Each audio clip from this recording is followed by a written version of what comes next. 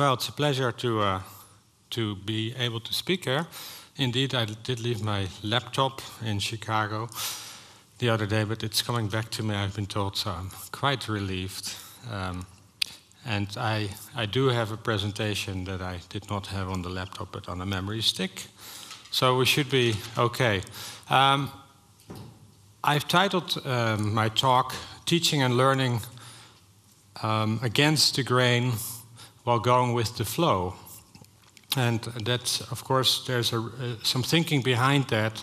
At the moment, worldwide, we see an increased concern about the kinds of sustainability challenges that we tend to be talking about, whether that's loss of biodiversity, climate change, or food and nutrition security. And in policy and governance, more and more attention is paid to finding ways to respond to this. In that sense, people like us who are interested in teaching and learning in the context of sustainability challenges, it is a favorable climate, I think, to get schools, universities, NGOs interested in their role of teaching and learning. At the same time, we must also recognize that we are part of a rather powerful, forceful system, which we could call neoliberal systems or globalizing economy, that require some disruption, some kind of counter-movement. And in that sense, we need to also go against the grain. So going with the flow, taking advantage of the momentum, but at the same time, also cultivating a climate and a citizenship, a citizenry, where people can get better at disrupting some of these very resilient systems that are not easily changed.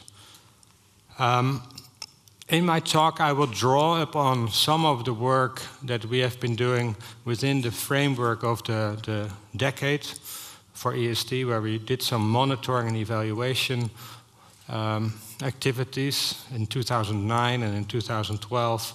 I was involved in the preparation of 2 reports about the different processes of learning taking place in the context of ESD and the kinds of policies and structures around the world that are being put in place to make ESD possible.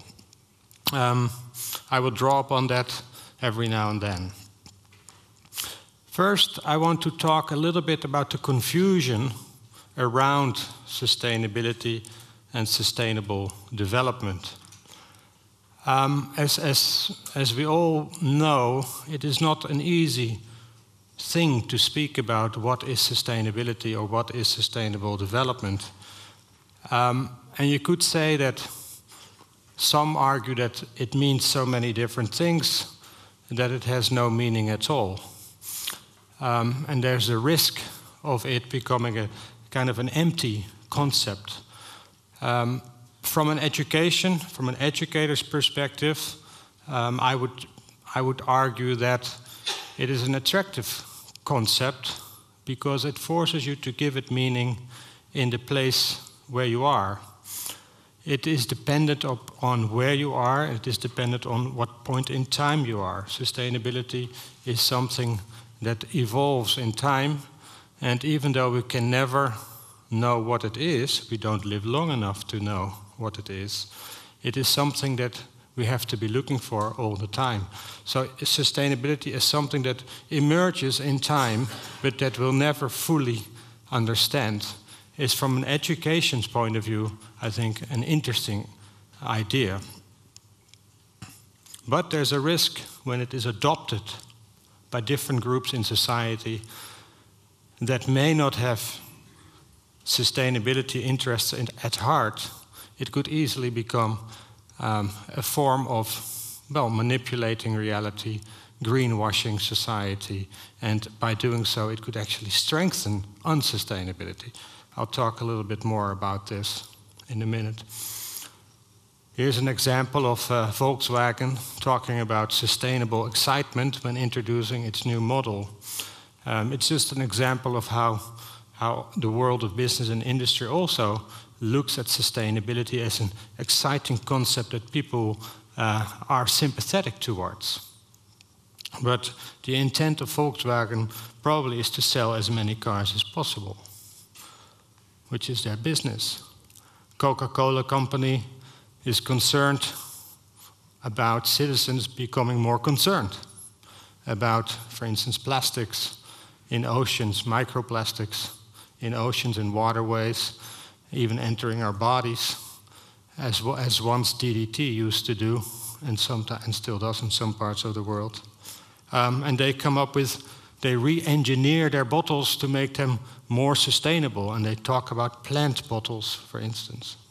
And it says up to 30% plant-based, 100% recyclable. Now that's a positive message. Plant sounds good. Up to 30% sounds like a lot.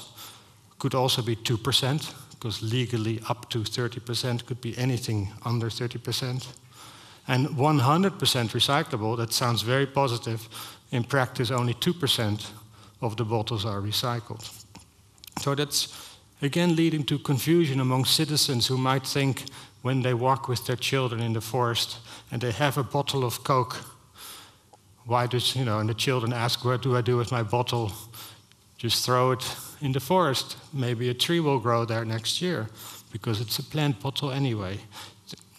So things are framed in a way that could easily lead to kind of a confusion about what is happening and what needs to be done. And I think we need to be critical of the kind of world we live in. We focus a lot on individuals developing themselves, developing competencies and things like that. But we must also not forget the bigger structures of which we are part, the globalizing economy that still has growth, continuous growth, at the heart of its foundation.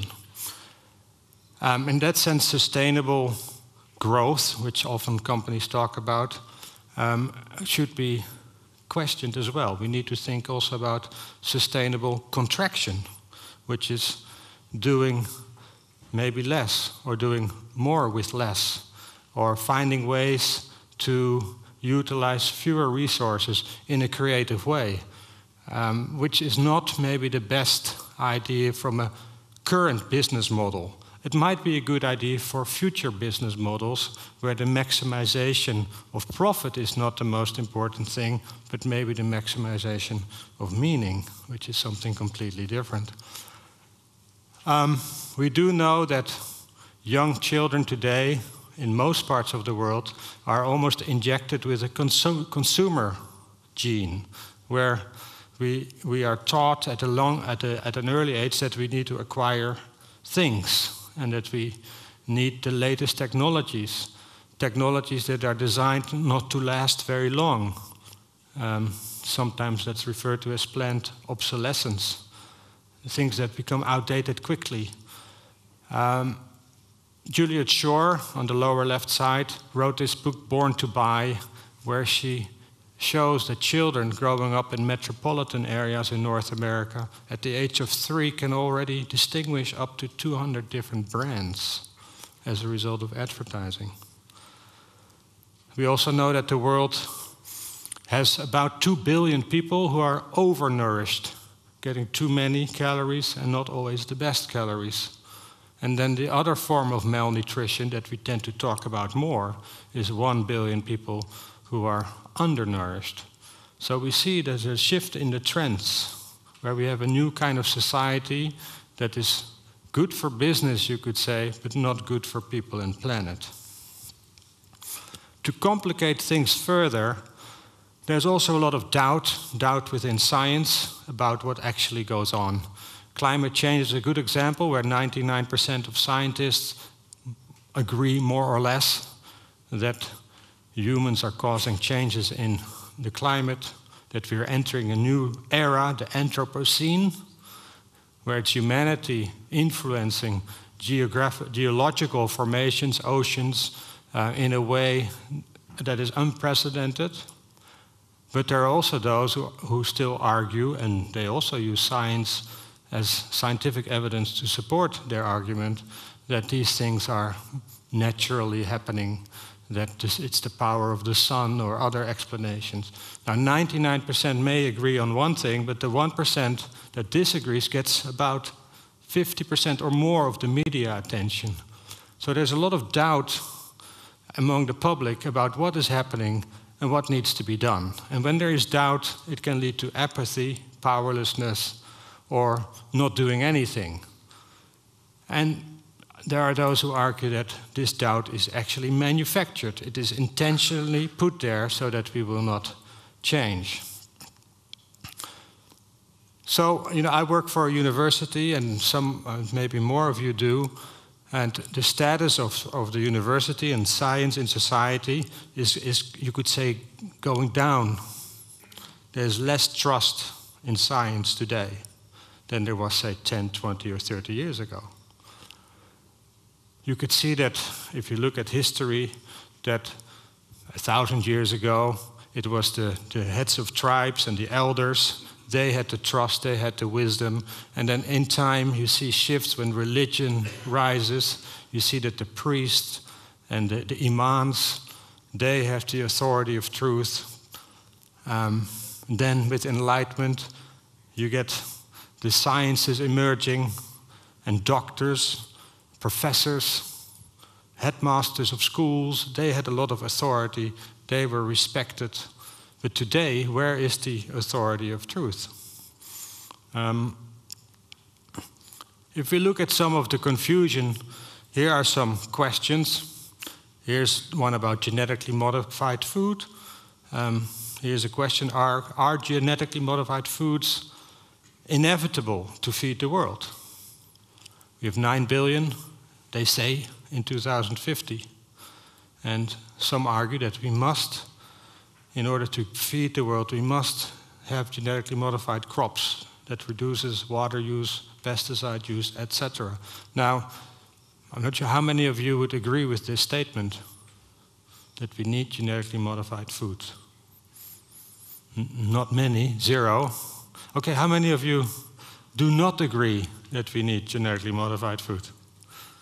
Okay, so that's more people.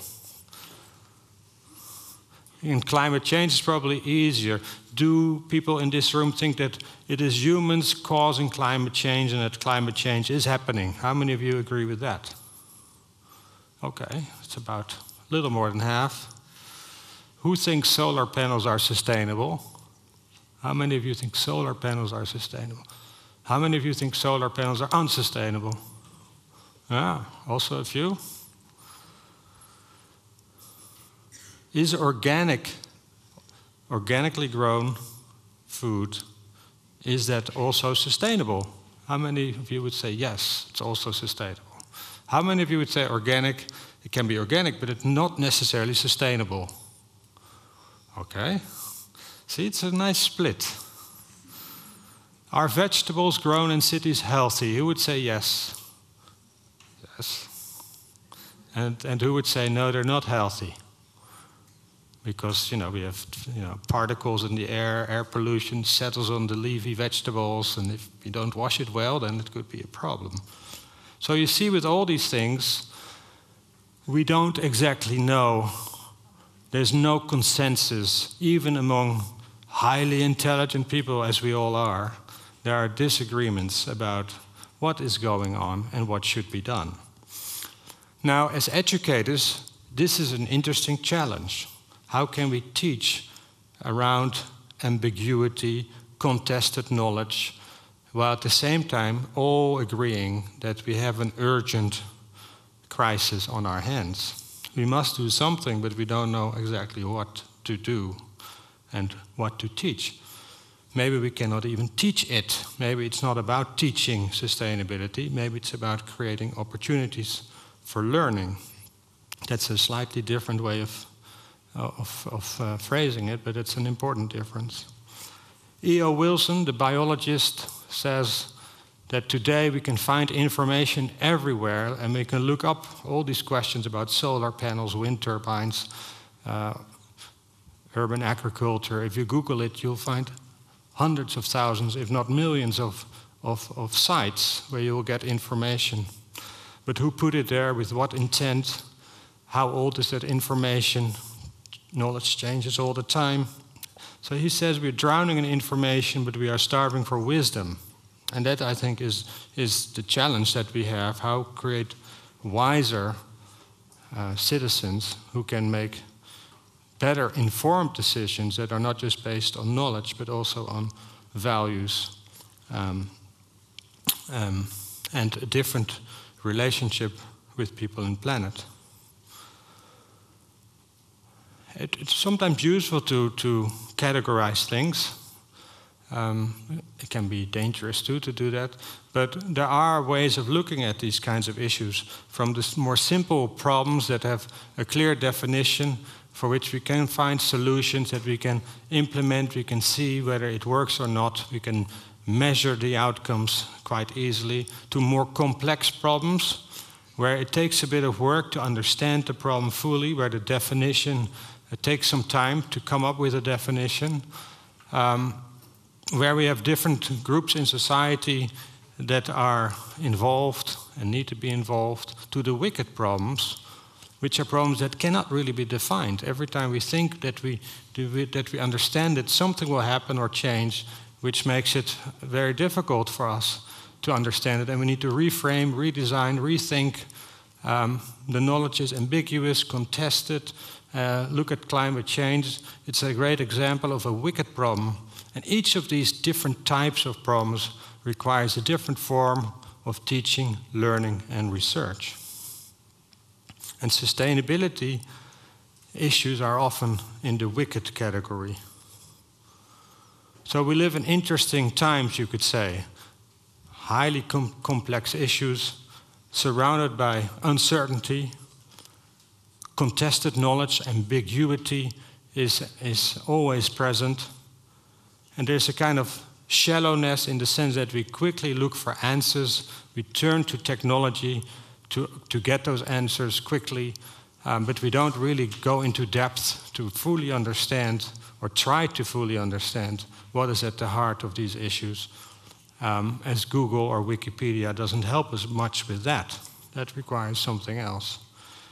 And a lot of the issues that we try, the solutions that we try to implement, we don't really know what the effect or the impact will be, but we do know that we must try and experiment and create space for trying new things.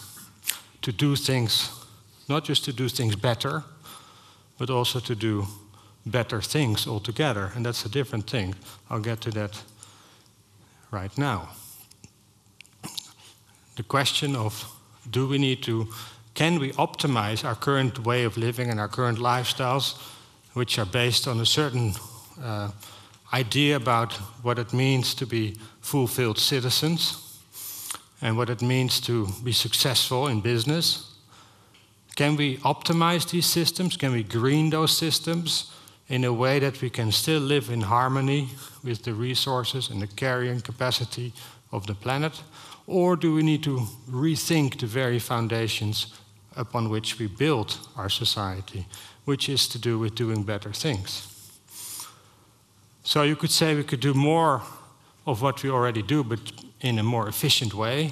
Or we could say, and we could do with an incremental optimization of societal processes and technological processes, new technologies. Or we need to radically redesign our societal processes and come up with alternative technologies that allow us to transition towards a different world.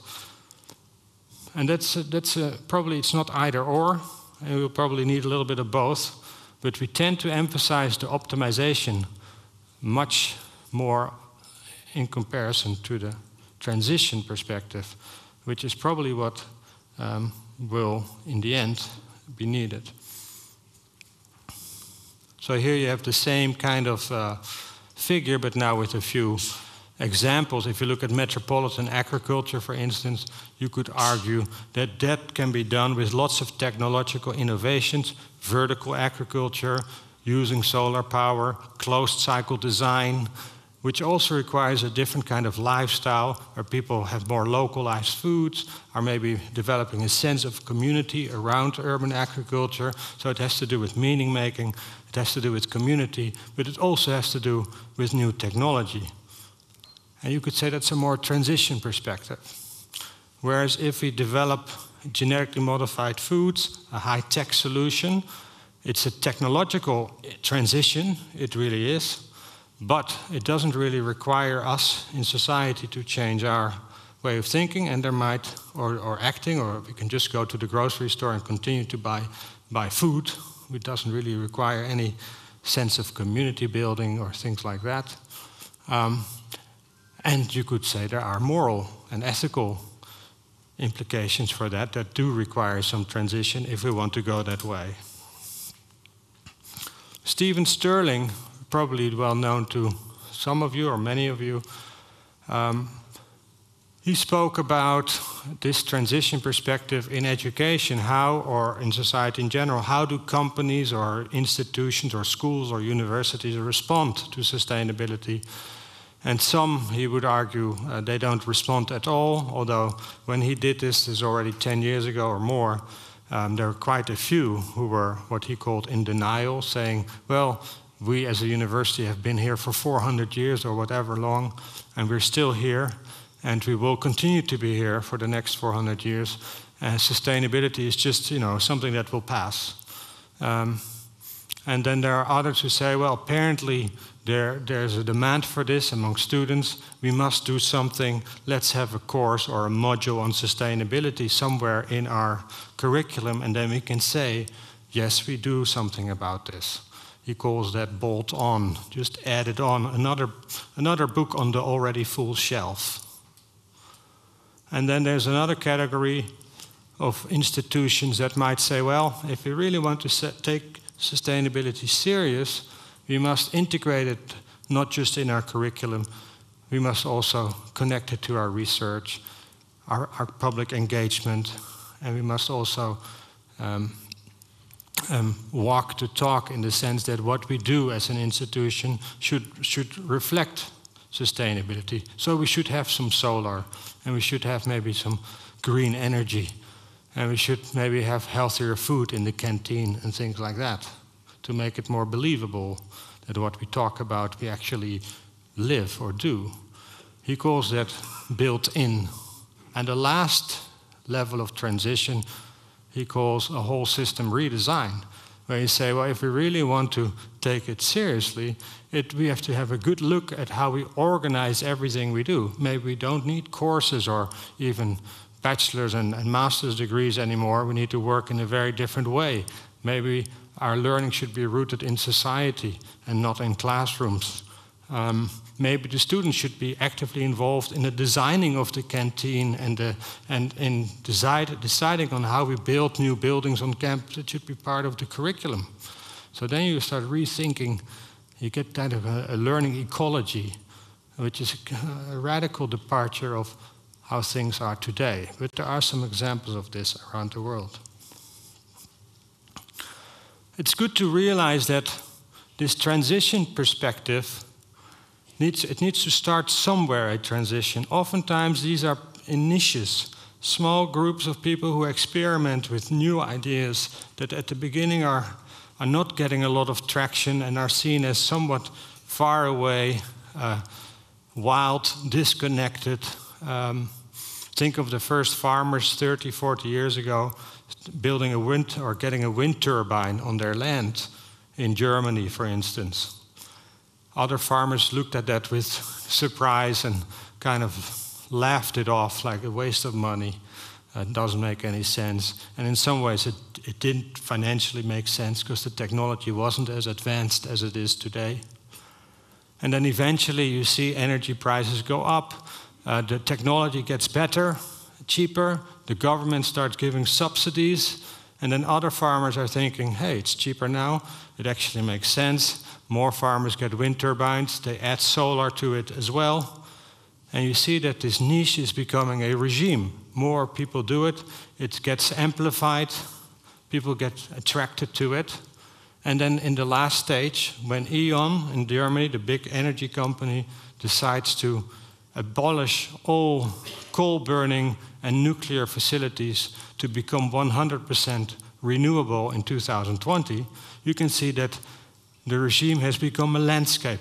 It has shifted altogether. Now, studying these transitions is very interesting, I think, for us to see where are the ways that we can accelerate these kinds of transitions. And if you look at these transitions, you can see that the number of people involved increases over time, that the diversity of actors increases over time, that you can see that the routines that were somewhat odd become normalized and accepted in society. There are shifts in cultures, and it transituates from one situation to another. And there are probably other indicators of these kinds of transitions. We've done some work at Wageningen University, where we looked at transitions, in this case in a small setting, an early childhood center in the south of Holland that wanted to green its schoolyards, basically, so that they become more livable, healthier, playful for the children. And it sounds like an easy example, but it's quite a complex thing to transform a school in that way. And we looked at the various tipping points that led to an acceleration in this transition towards a new way of organizing this early childhood center. And looking at tipping points and the resilience that you find in learning towards sustainability, we can get a better sense of how do you support this type of learning? How do you facilitate it? What are some of the indicators of change? What blocks a transition towards sustainability? And what can you prevent from it to roll down again, that ball? Because that could easily happen as well. I think we need to, as educators and as researchers, we do need to pay more attention to how people learn in transitions towards a change of not only knowledge, but also of values, of connecting with people and place. In the Netherlands, we talk nowadays about the Big Five, involving actors representing these different corners in that diamond that you see here. So the world of research, the world of education, the world of business, private sector, NGOs, societal organizations, and the world of governance, where we see a shift from government in Holland and policymakers to governance, where the government provides spaces or arenas where these people can meet and negotiate, learn, and co-create sustainability. It is not something that is designed elsewhere and then handed down to society, because we know that does not work. There needs to be joint ownership. So let's talk a little bit more about the learning then. This is the third final part of my talk. Transmissive learning, the handing over, versus what we call T4 learning for the moment, which is, for lack of a better term. And T4 learning refers to transdisciplinary learning. I think we all have a sense that the way we've organized our university still is very much based on disciplines. We need to not just work interdisciplinarily, but we need to transcend disciplines by starting from the real issues and then seeing how disciplinary knowledge might contribute to that, but not starting from the disciplines. Transboundary learning, that means these Big Five, these different spheres in society that need to overlap, that need to become more hybrid, need to be connected. On the edges of these different systems, that's where the most energy usually is. It does require some careful management of these differences. Transformative learning, that refers not just to learning for knowing or learning for doing, or even learning for being, but also learning to make change. How do you make change? How do you create more connected, more committed, more motivated, more empowered citizens? And finally, transgressive learning. That's a relatively new one, but it refers to transgressing, disrupting, very stubborn routines that we all take for granted, that we never ever question, but ultimately are the things that need changing. So that has to do with that disruptive capacity that we need to develop. We talk a lot about adaptive capacity. Adaptive capacity in the context of climate change, which says the climate is changing, that's inevitable, and we better get ready, which is true. But at the same time, it distracts from what is really needed, and that is climate mitigation, looking at the root causes. Why is the climate changing, and what can we do about that? A little bit like the manufacturing of doubt, you could say the single focus on adaptive capacity may distract from what might be more important or as important, which is disruptive capacity. So transgressive learning is an integral part of learning for sustainability. This picture just kind of symbolizes what I've been talking about. You know, we have developed and done a lot of work that has led us to the kind of world we are in today. Most of the technology that we have in this room is a result of engineering, of disciplinary science, has been extremely successful. It has brought us lots of good, but at the same time, it has also had lots of spin-off problems that are now causing the sustainability challenge we face today. And that requires a new way of thinking, a new way of doing that is more holistic, more interconnected, more systemic. We need to think more in relations rather than in categories, boxes that are so disconnected, short-term thinking without thinking about long-term implications, not just here but elsewhere in the world, not just for us people but also for other species. The other thing that I think we tend to ignore is this spiral of powerlessness that we find ourselves often in, and how can we break through that spiral? There's a lot of people who have this belief that we are selfish people, that we're only after our own individual interests, that we cannot trust others, that the world of business is so powerful, we cannot break through that. That can lead to depression or even violence. And we all recognize this kind of a spiral, I think. How can we break through this? How can we create a spiral of empowerment where we believe in possibility, that there are plenty, not just plenty of goods that we can share, but there's also plenty of goodness, that we're not ultimately selfish, but ultimately we have a sense of community, a sense of belonging, a sense of place. And we need to be careful that our current lifestyles and the way we've organized our society doesn't lead to a disconnect from place, a disconnect from people, that our technologies that we all use, that connect us in a way, don't disconnect us from the physical places that we are in. A lot of people, and we could do a whole other talk about, living and learning in the digital age, and the technology of the cell phones and the laptops has brought us also many good things, but we also need to think about what it does to our real connections. I already mentioned the disruptive capacity building. For those of you who are active in higher education, may be interesting to refer to something that is quite interesting in the Netherlands right now. At the University of Amsterdam, students have occupied basically the main offices of the university, administrative offices, and got sympathy from faculty members.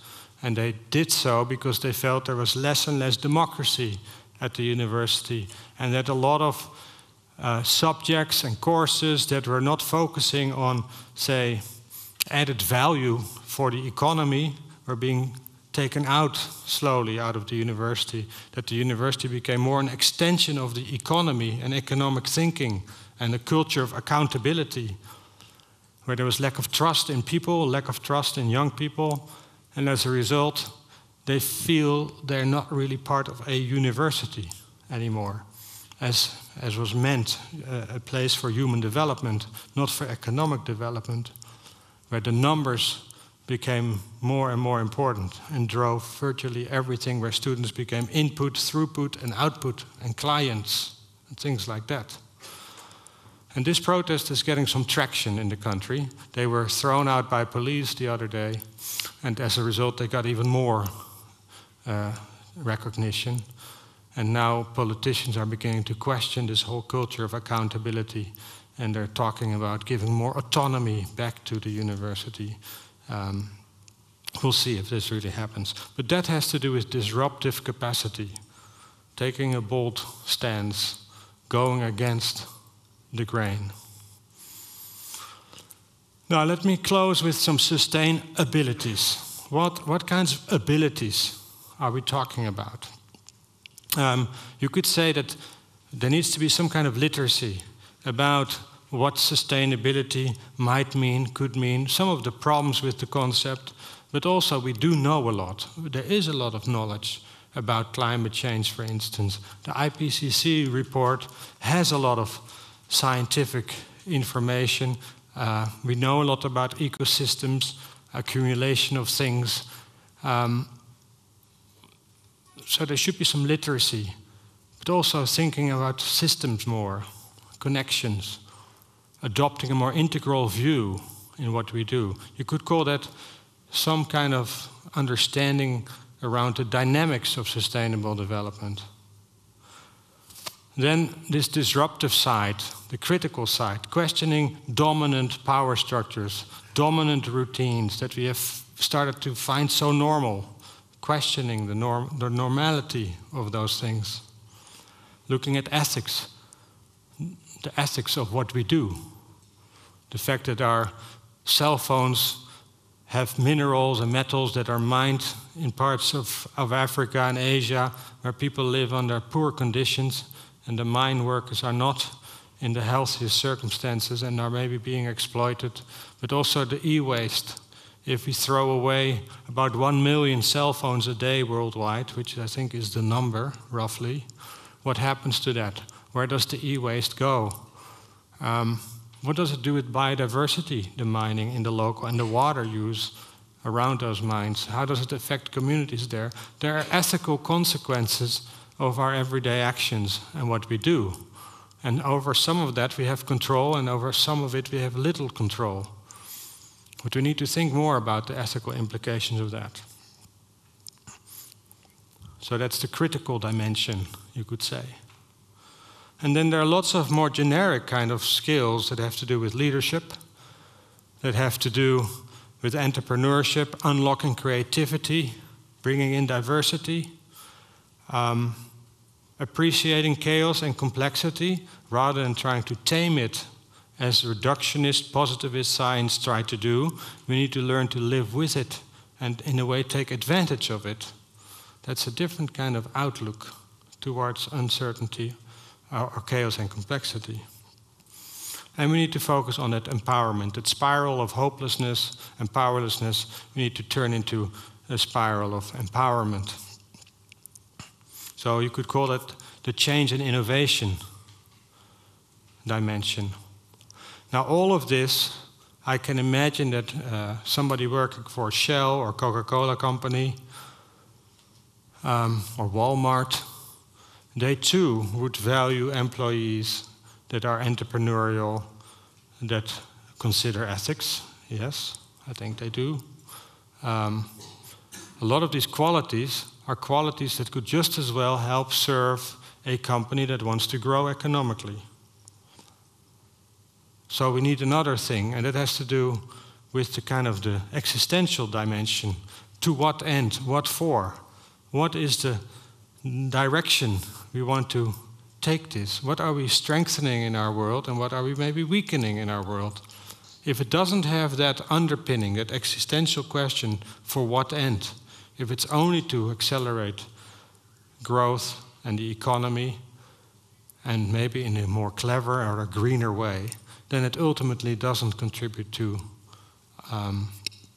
sustainability, but rather to unsustainability. Now, changing that big system, and I see Mike in the back, Mike Docent, he talks about the big tanker, how to change the direction of a big tanker, which is not an easy thing. And I'm curious to see how he will address that in his workshop. So that would be the existential dimension. So if we want to facilitate sustainability in a more holistic, integrative way, and we look at our schools or universities, you could say, well, we do have the curriculum side. We do have to look at new concepts like biomimicry, cradle to cradle, closed cycle design. Where do we have that in our current schools and universities? Is there a place for that? We also need to look at the research that is taking place. And when we talk about research, I'm not talking about academic research necessarily. I'm also talking about practitioners, teachers, students engaging in research in real issues that have to do with sustainability. Whereas teachers become more reflexive and research their own practices. And in some countries, like in Finland, it's already standard part of the way they design education. There is space for doing research in your own classroom. And that provides opportunities for experimenting, and that idea of emergence, trying things out, starting as a niche in your own school. But if you don't have the space for that, it becomes very difficult. Making more connections with society, with NGOs, businesses, the local government. Oftentimes, they're disconnected from what goes on in schools and universities. How can they become part of the teaching, learning, and research? Walking the talk, school as institutions where people eat, where people use energy. How can we make the system in which we work more sustainable itself, so that the story, the narrative, becomes more believable? And finally, new forms of pedagogy, disruptive pedagogies, experiential learning, social learning. There are lots of new ways, systems thinking, oriented learning, values, clarification. These are things that we should pay much more attention to in our education processes. And in the end, it might look something like this. This is a whole school approach where you kind of see how this can be done, how the environment can be connected to the school, how there is a bit of biodiversity around the school, how there is local vegetables grown by students, maybe with a local farmer connected to the school, where bikes are being repaired by students, maybe with the help of a local bike store, who benefits because the parents will buy the new bike for their kids at that store that works with the school. Where there is a school council, where there's democracy in the school, where young people learn to make change and they feel heard and valued from the beginning, so that they become more empowered, starting at a young age already. Where there's experimenting with new forms of teaching and learning. Then you create a whole system redesign, as Stephen Sterling was talking about. This is just to connect with the UNESCO decade and the post-decade and the global action program that is being developed. These are 4 areas that are being focused on, and these are in a way also 4 results that are put forward in the final report of the decade, where ESD is seen as an enabler, a catalyst for sustainable development, where it's galvanizing, leading to pedagogical innovation, where stakeholder engagement is seen as fundamental, the big 5, where it is no longer confined to schools, primary schools, secondary schools, early childhood, but also vocational schools, teacher education, community-based learning. So it has expanded to include more parts of society. And this is a kind of an optimistic view maybe, but you could say that there's a lot happening worldwide in these 4 areas. And let me end that in higher education, there are all kinds of networks around the world where education and higher education in particular is becoming more community engaged, less driven by science for impact, more driven for impact factors, I should say, but more driven by science for impact in society. These kinds of networks, I think, are interesting. They're sprouting. Maybe they're niches still, but as they connect worldwide, they do tend to become much like transition towns and other movements in society. They become regimes, and hopefully, eventually, the whole landscape will shift. Thank you. Thank you. You have questions or comments? Rea, here in front, please.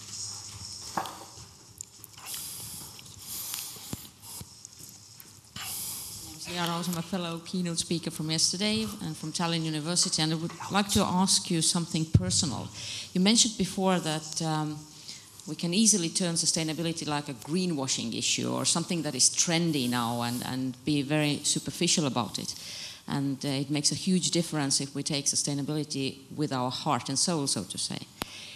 Can you pinpoint any experience in your life when you recognized that your heart and soul is in that topic? You know, when I look at my own personal life, I think very fundamental for me was the fact that I was born and raised in a family that was very much connected to nature and environment. I think my parents were always very good at taking us outside, and professionally they were both environmental educators, so that has also influenced and shaped me a lot.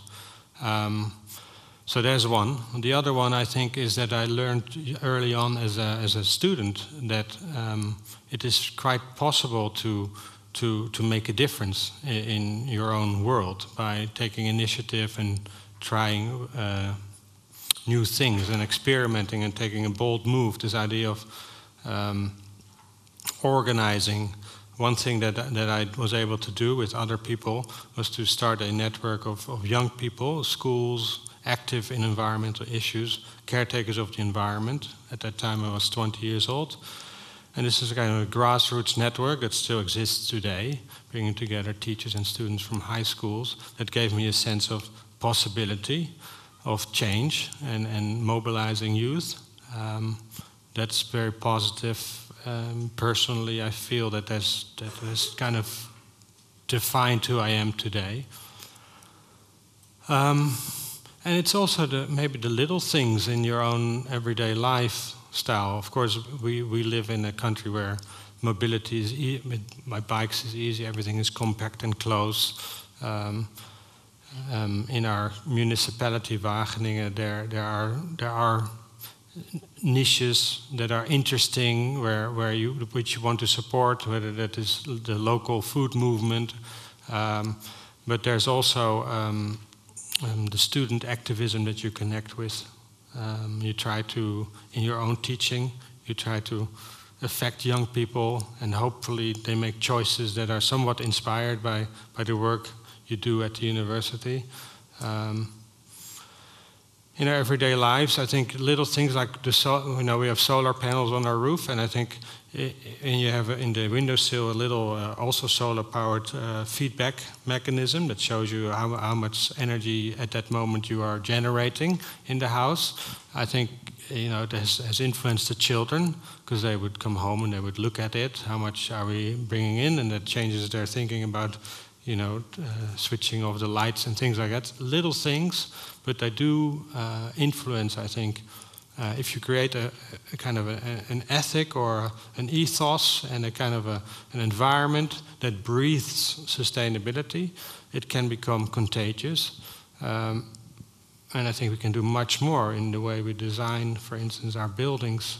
Our buildings don't radiate sustainability, they radiate unsustainability. And there are lots of contradictions in our current system that we should look at more closely. You know, we will have, on the one hand, we will, at the building that I'm working in, we will talk about saving energy, but at the same time we also promote flights for students to, say, Barcelona really cheap. And these are, you know, so if you look at the messages on the billboards and the walls, and it is an interesting thing to do maybe here as well, if you walk through and you try to write down all the things that work towards sustainability in this building, all the messages and all the things that work against it, you will find that there are lots of things that are working against sustainability, but we don't even see it and notice it. But they're often very subtle things that stimulate us to buy things or to get new things, and advertisement, of course. There's probably a lot more, but that would be my quick, or not so quick, response. In the back there, yes, please. Hello, Arjen. My name is Paula Lindros. I represent Baltic University Program. And I have one comment and two questions.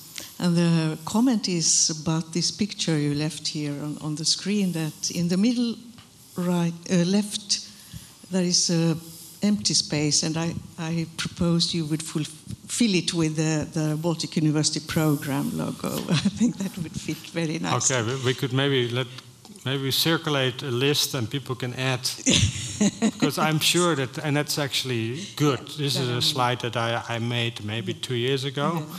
And I've added Pearl, because I gave a talk for Pearl just a few weeks ago. But I could add a lot more, and that's good news, I think. I think you will have 5 slides after some time. Fortunately. Yes. Then to my question, I also encounter in talking to decision makers or rectors that at least that sometimes they take up the word Bildung, that the role of the university is to educate and to the people, to let the personal growth be in there. And I'm asking you, do you also have a feeling of that? Have you met such a question?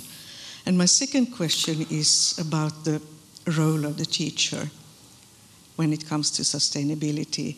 Thinking about this multidisciplinarity and the methods to be used, do we really have the capacity?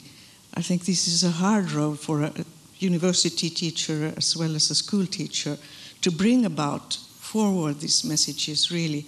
Or should we have teams of teachers teaching one course, for instance? Thank you. Yes.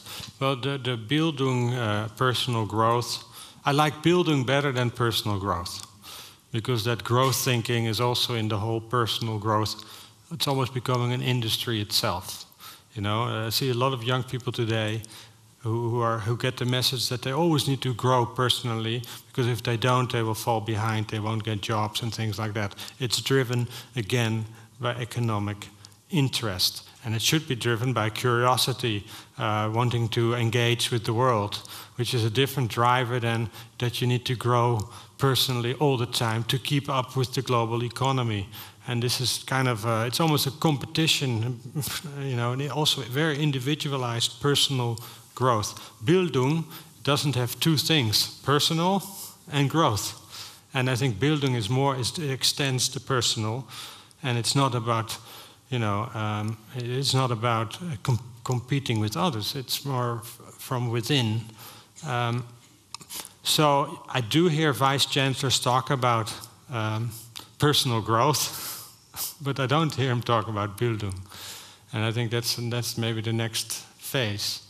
As far as the capacity of teachers is concerned, I think, you know, traditionally maybe teachers were more engaged in the transmissive type of learning, where they had kind of the authority of truth, and they knew a lot about their subject areas, and they need to find good ways to teach their subject. They were actually teaching something, and the word teacher suggests teaching something. And sustainability is something that cannot be taught, in a sense, because we don't really know what it is. We do know that we need to be looking for it, but we don't know exactly what it is. If we would know it, we could teach it. And that's what makes it a wicked issue. So you cannot teach wicked issues. You can create environments in which people can learn. So we need to focus more on how do we design environments where young people can engage in everyday issues that have to do with sustainability, which are lots of things. So more emphasis on the design of the learning environment and the qualities of what makes for a good way of bringing people together, using diversity, navigating force fields, working with uncertainty, managing that, helping young people give agency, give them space so that they can do things on their own, can experiment, have trust in them. These are different qualities. They become a broker, in a way, of these learning spaces. And they have to watch, they're the guards of these learning spaces. That's a very different role of a teacher. It's a facilitator of learning, and maybe a coach when needed. And indeed, and we do have some people from teacher education here, and it will be interesting to hear their view on that, what it implies for the way we educate teachers. So I think it's possible, and working in teams, I think, makes a lot of sense.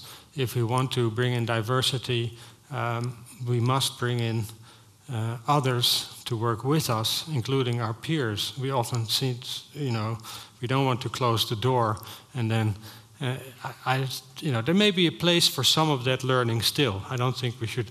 There's still knowledge that needs to be developed in schools. But knowledge, as E.O. Wilson says, and information is everywhere. The wisdom comes from somewhere else. So in that sense, it frees up capacity of teachers that we have the internet and Wikipedia. It should create space for doing other things that are more important than extending knowledge.